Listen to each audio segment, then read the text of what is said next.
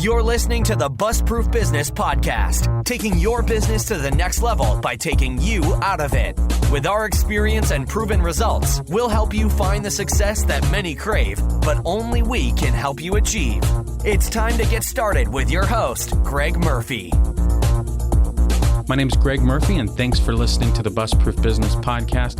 Today, I speak with my Aunt Missy. She runs the Dollar Bookswap. She's a really great woman, and she really is the heart and soul of the Dollar Bookswap here in Dayton, Ohio. She's really taken customer service to the next level. Before she started working here, I guarantee you that she had almost no retail experience, if any at all, and neither did I. We built this thing together from scratch, and we have all this amazing support in the community, and mostly it's because of her, because every week in and week out, she's building relationships with customers, she's serving people. We really have built up a big audience basically because of her. And so the reason I wanted to interview her was to show you guys the way you can build a business, the type of people that you want surrounding you. In this interview, we talk a little bit about how competence is something that you can teach. Right? Neither one of us had any idea how to build a retail bookstore.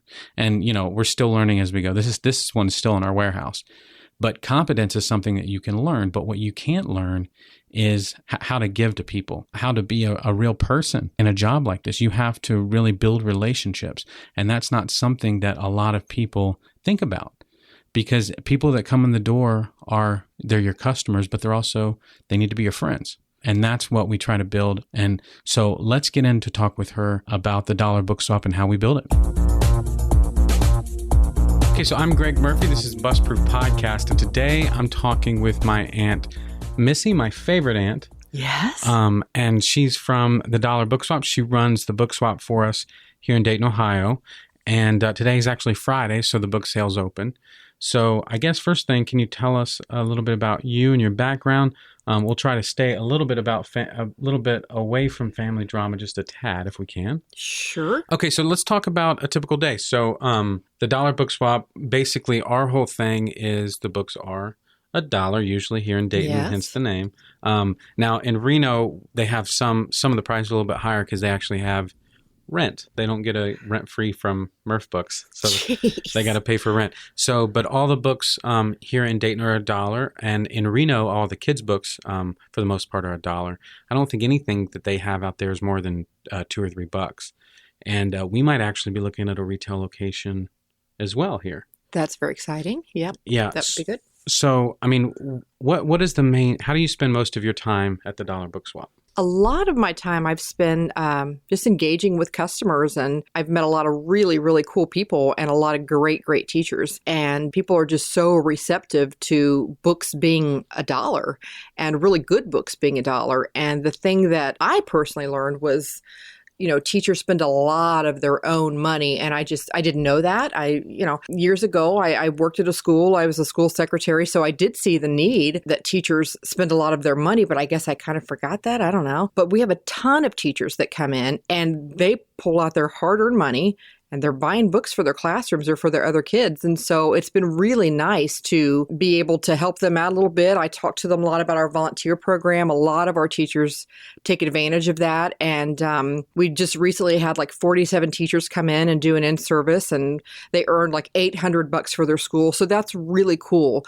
I talked to another lady today, and she's from a nonprofit, and they just have a ton of volunteers that come in, and they're looking for other places to volunteer. I mean, it sounds kind of cheesy, but it's kind of renewed my faith in people sometimes because people have the greatest ideas and they really are wanting to find something good to do. So it's good to have that outlet. Yeah. And Missy's the one that always is, you're the front line for the Dollar Bookswap.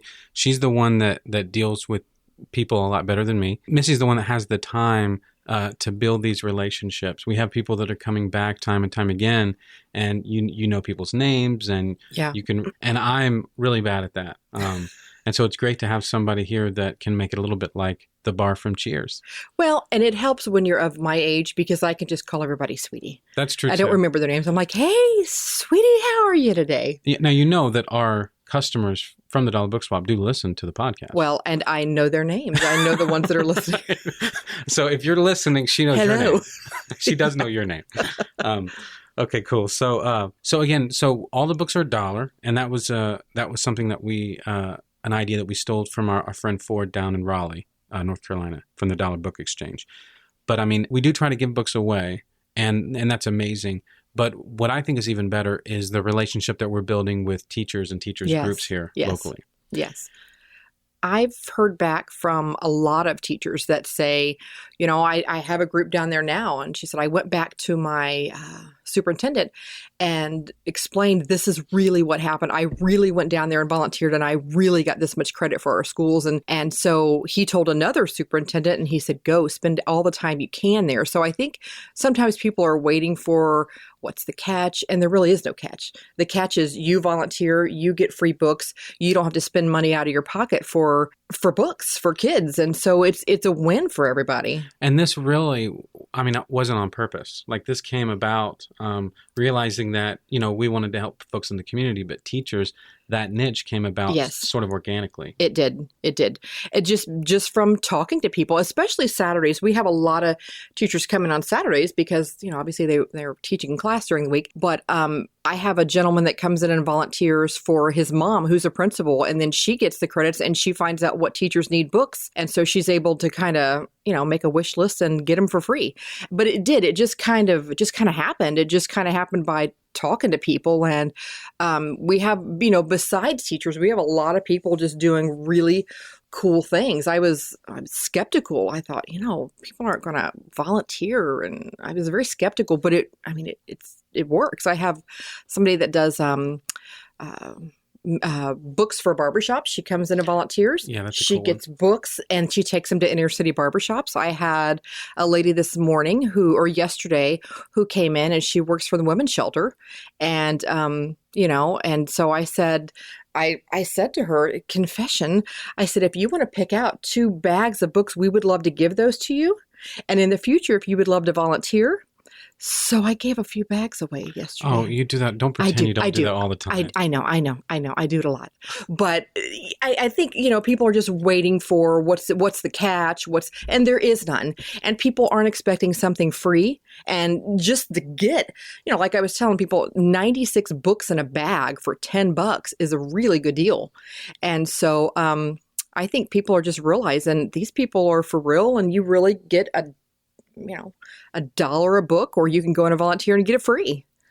So and so I think it's pretty cool. I didn't realize that this was going to be such a large part of what I spend my time on during the week, because obviously at $1 a book, we're not raking in the millions. Yeah, right. And so I have other businesses that I work on, but this is the project that is the most engaging because you get to actually see people come in. Yes. And you can see that you're making a difference for people. So let's talk about all the years and years of retail experience that we've had before we started this project. Okay. Yeah. So obviously we're big time novices. We have no idea what we're doing. Yes. And we're figuring out as we go along. Yes. But I found that, you know, our missions when we hire people to come to work at the Dollar Bookswap is we want to be the Chick-fil-A bookstores. Yeah. We want it to be just, we may not be competent. However, we're going to be the nicest people we're going to be at the bookstore. That's true. But no, we're trying to learn the retail aspect. Yeah. We're trying to learn the promotional aspect. But I mean, I think we have a great product. I think that we just got to get the word out. But I think that people find that endearing because we will say, oh, you know, we're learning as we go. And people come in every week and there's progress made. And people always comment to me, oh, it looks different than last week. You know, the main staples are the same, but even just growing and changing. And people are really receptive and they like that we're growing and they like that we're just pretty honest and like, look, you know, at first we just really didn't know what we were doing. And so. At first, I mean. Well, okay. We're still trying to figure it out. Fast forward 1 year. But, you know, we're a work in progress. I think people appreciate that.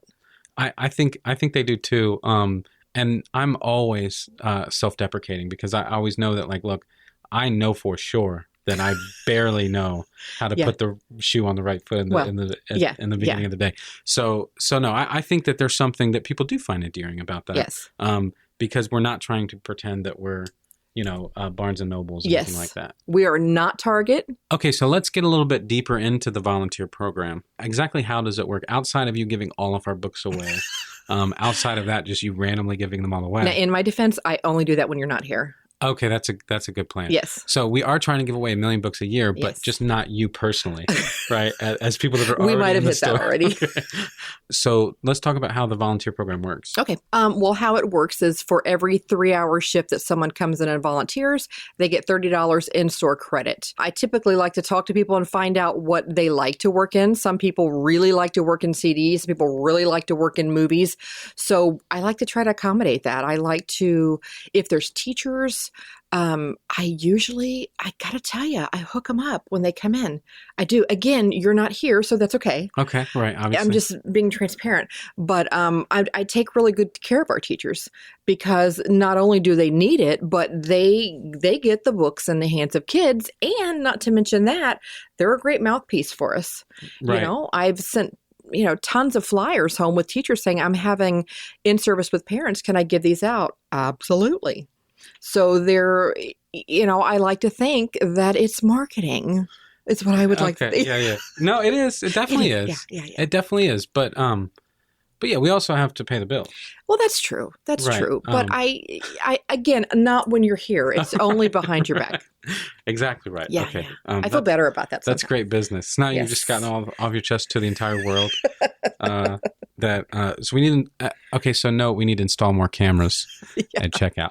Is what we have to. Okay. Before we leave, let's talk about Halloween. Oh, yeah. Missy wants to terrify all the children. No, it's Spookyville down there. Yeah, it's Spookyville. But then I feel like I also have some pumpkin-headed things, which kind of even it out a little bit. And some kittens. Well, pumpkins Scary are kittens. creepy too. The big pumpkin head. Well, they are, but it's harvest. And people harvest pumpkins. And Not so, haunted like pumpkins with faces. well, if you want to split hairs. If yeah. you want to split hairs. Yeah, but it's pretty spooky down there, but not too spooky. Not too spooky. But so we'll have 2 events coming up, and we'll talk more about, because this is interesting to people that are trying to do the same type of book thing that we're doing and just marketing in general.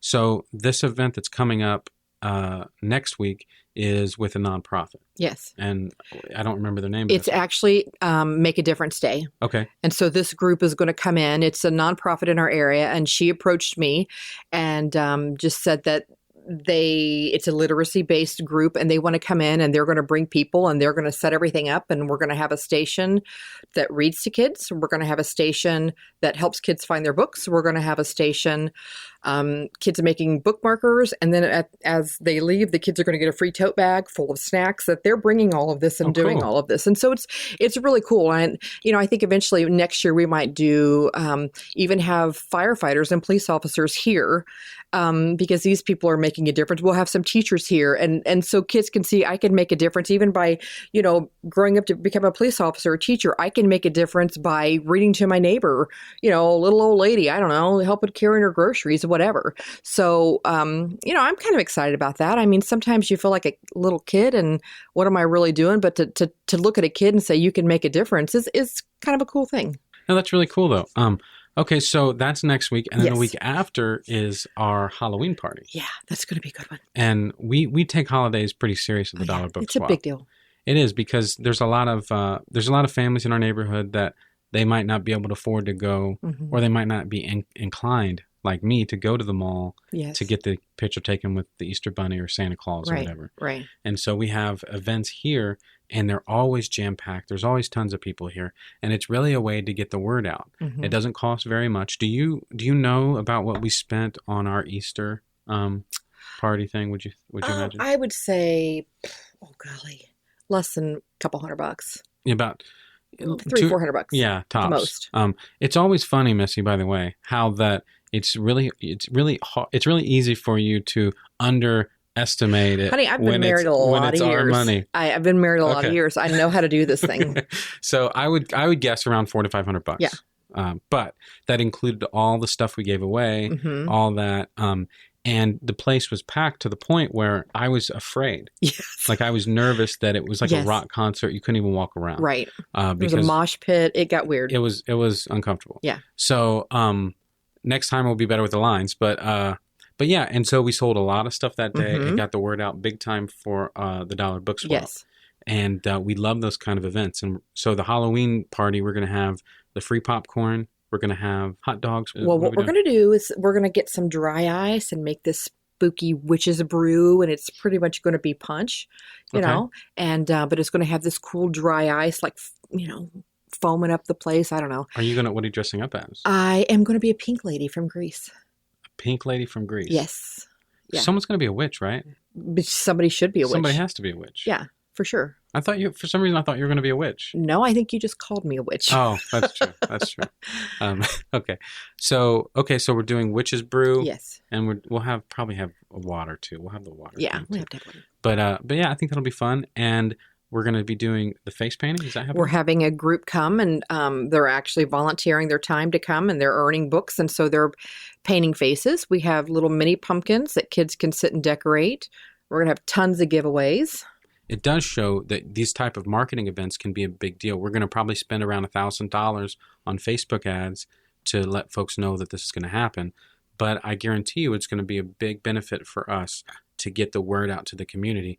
And with this kind of thing, you get to, we can do good. We can do well by doing good, right? Yeah, so we can absolutely make money by also doing something good for the community. And so that's always the best of both worlds, where we can do something, make kids smile, and also generate revenue at the same time. Yeah. And it's interesting because, you know, sometimes you let people over in traffic. Nobody says thank you, whatever. So many people come back after events or things like this and just say, thank you. Thank you for doing that. I'm sure you tell Greg, just thank you. That meant a lot to us. And so people are good, you know? I mean, sometimes we see the negative, but a lot of people come back and are just really thankful for just a free event. I mean, it's just some popcorn and some pumpkins, but it really means a lot to people, especially in Dayton where we're at. This is a big deal for some people, you know? And this is where we grew up in Old Absolutely. Dayton. Yeah. And so we know these streets. We do. And so it's fun to have an event where folks can get to come in, and we don't charge them any money. I think they're going to do a costume contest where, well, first off, anybody that wears a costume to the party gets a free book. Yes. And then we're going to have a contest. I didn't tell you this, but this guy yesterday, I saw him at the sale. He has a full Spider-Man outfit. Yes. And he usually goes to hospitals and stuff for like kids. Okay. And he'll go around and he's actually going to come in for the party. That's awesome. So it's going to be really fun. Oh, that'll be cool. Yeah. So we're going to have a costume party. It's going to be a great time. And we mentioned all this to say that no matter what kind of business that you want to start, everybody's saying brick and mortar is dead. Everybody's saying that, you know, no one buys books anymore. But I'm telling you guys, if you can start to do good stuff in the community and really be a positive influence, it can have an impact on your business in a big way. So you can do well by doing good. So Missy, thank you very much for being here with us today. Thank you. Have some lunch. All right. Bye-bye. So what do you guys think of Missy? I love her. I hope you guys love her too. As you can tell, we like to have a really good time together, and I hope that showed. So I got to get out of here. I have to go and meet with her. She's probably waiting on me now. But yeah, so let me know what you guys think. You can send me an email, greg@busproofbusiness.com. And you can obviously check out the Dollar Bookswap at dollarbookswap.com. And you can learn more about us and how we run the business there. So thank you guys so much. And remember, make today count. That's all for this episode of the Bust-Proof Business Podcast. Be sure to point your browser to bustproofworkshop.com to sign up for our mailing list and to get your opportunity to enroll in one of our specialized seminars, guaranteeing you continued results in typical bust-proof fashion. Thanks again for joining us. We look forward to taking your business to the next level right here on the Bust-Proof Business Podcast.